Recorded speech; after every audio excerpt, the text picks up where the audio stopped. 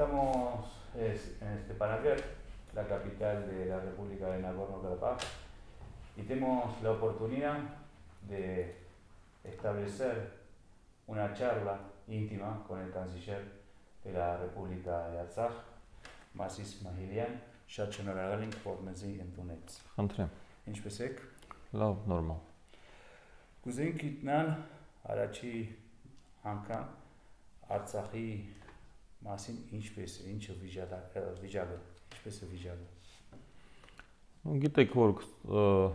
սեպտեմբերի 27-ին մեծածավալ ագրեսիա սկսվել Արցախի հանդեպ,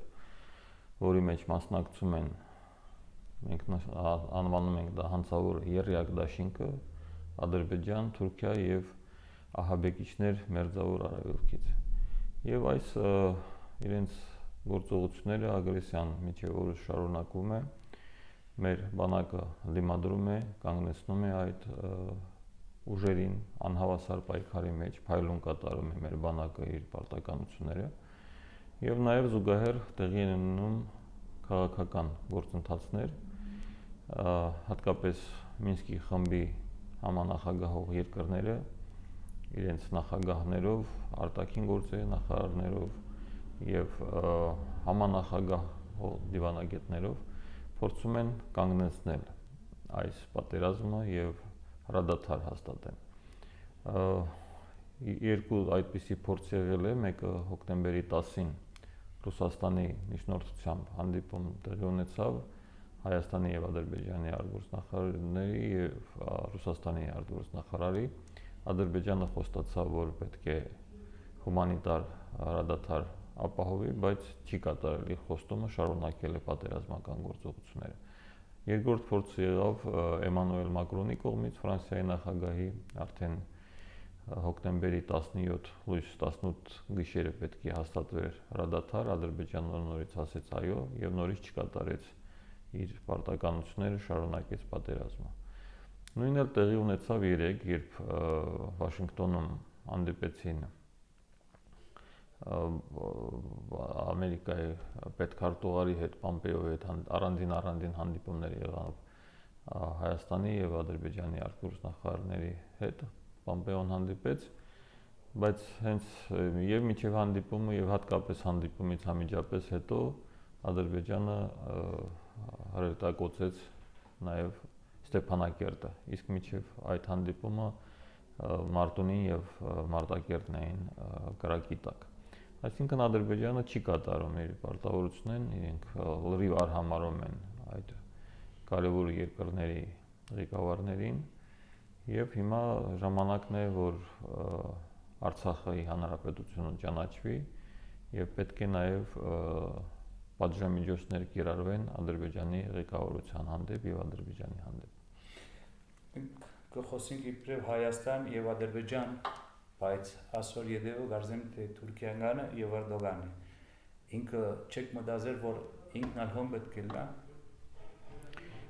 Պատերազմը Արցախի եւ Ադրբեջանի միջև է, Հայաստանը իհարկե օգնում է մեզ, քանի որ Հայաստանը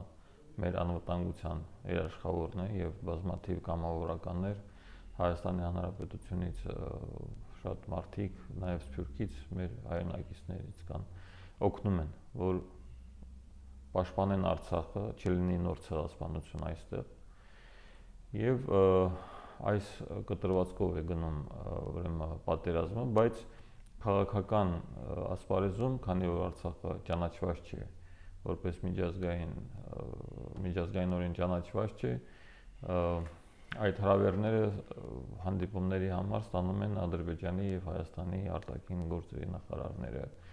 եւ Ադրբեջանը էլ գիտեք, որ թեկուզ Արցախը ճանաչված է որպես հակամարտության կողմ, բայց Ադրբեջանը չի ուզում նստել բանակցությունների Արցախի հետ։ Եվ այդ է պատճառը, որ նման ձևաչափով է գնում։ Իսկ ինչ վերաբերում է Թուրքիային, Թուրքիան հակամարտող կողմ է, այսինքն Թուրքիան չի կարող միջնորդ լինի եւ որևէ դերակատարություն ունենա քաղաքական կարգավորման մեջ։ Թուրքիան պետք է դուրս հանի իր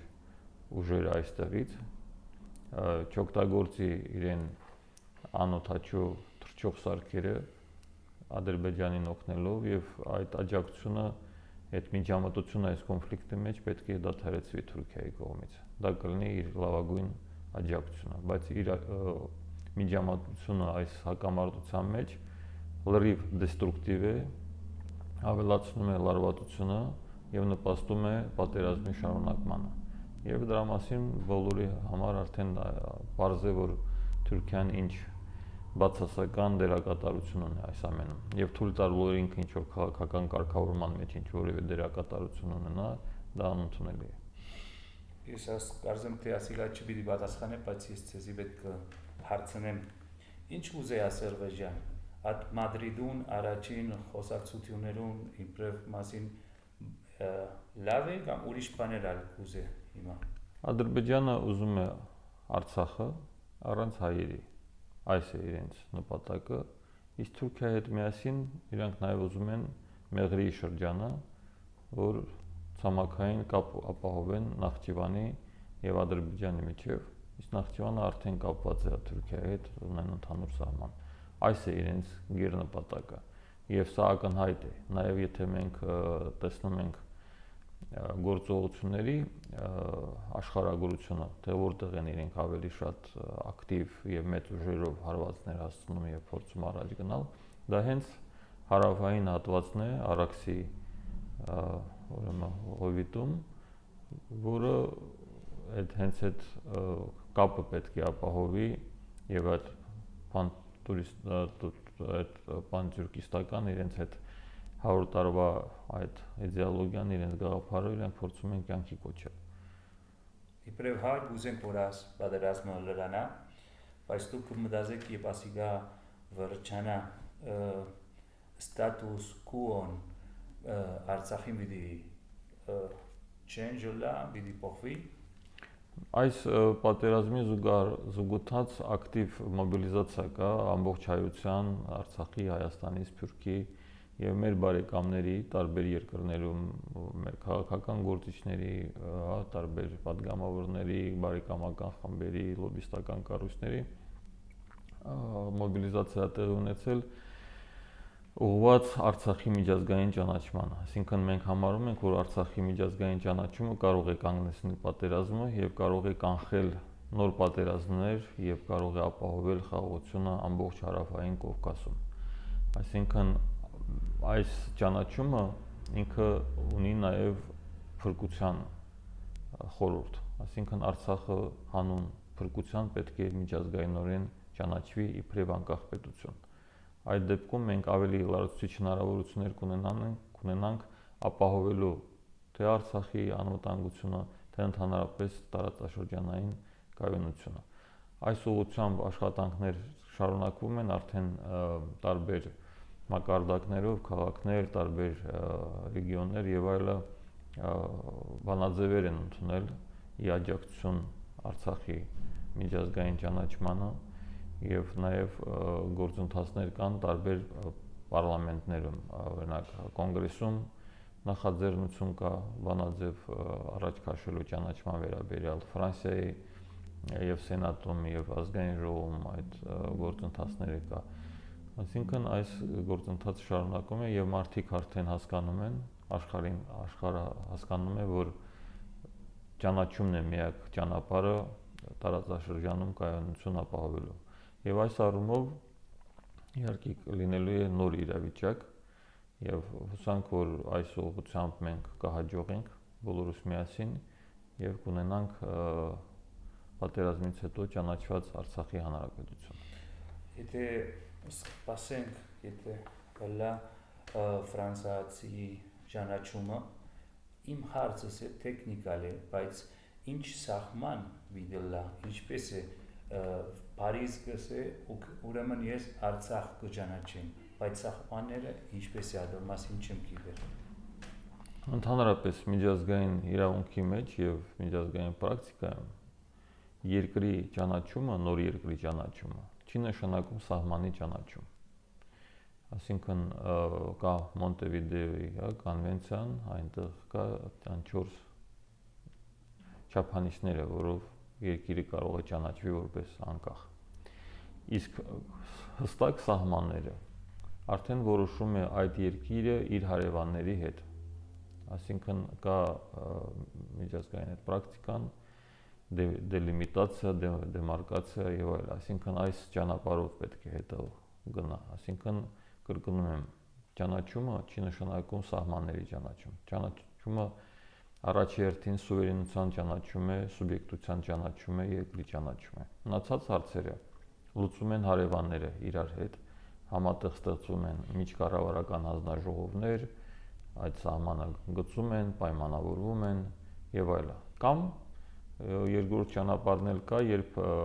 երկու կողմերը վստահում են այդ սահմանների հարցը երրորդ կողմին, հա, honest broker, հա, այտենց ընտրում են, դա կարող է լինի միջազգային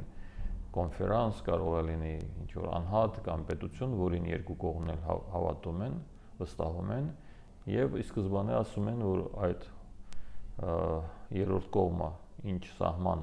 առաջարկի, դա երկու կողմի համար ընդունելի կլինի։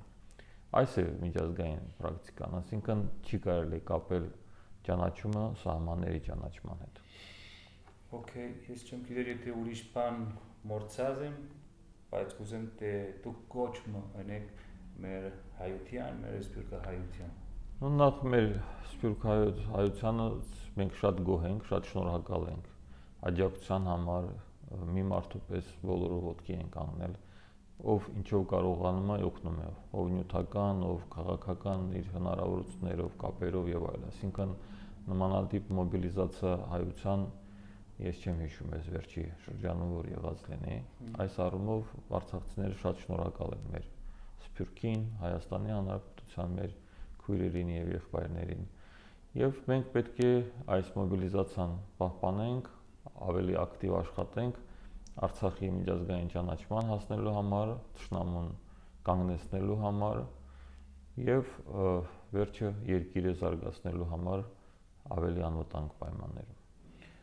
Վերջին մորիշալ ուդեմ իբրև գրուպը Մինսկը ինչպես է կաշխատի այսօր մասին, ինչ կմտածեք դուք եւ ես կմտածեմ Էրդողանը սահմանները կանցնի եւ մարդ բամը չեսեր եւ աս ամբողջ ՆԱՏՕ-ն, ONU-ն, Մինսկը միշտ շնորհքով կսպասեն կամած Ադիգա ինչպես է Ադիգա որ քեշ կաշխատի քեշ սահմանները կանցնի ուժերը եւ մույս կողմեն դանդաղ է Մեր կարծիքը այն է, որ պետք է այդ երկրները Մինսկի խմբի համանախագահները, որոնք նաև ՄԱԿ-ի, հա, UN-ի անվտանգության խորհրդի մշտական անդամներ են, իրենք պետք է շատ ակտիվ աշխատեն եւ զսպեն թե Թուրքիային, թե Ադրբեջանին։ Նաև պետք է կիրառեն պատժամիջոցներ, սանկցիաներ, որ կանգնեցնեն այդ ագրեսիվ գործողությունները։ Միայն այդ դեպքում կարելի է նաև ապահովել խաղաղությունը։ Okay, բարոն շատ շնորհակալ եմ ձեր ճամոն, որ մեզ ընդունեցիք։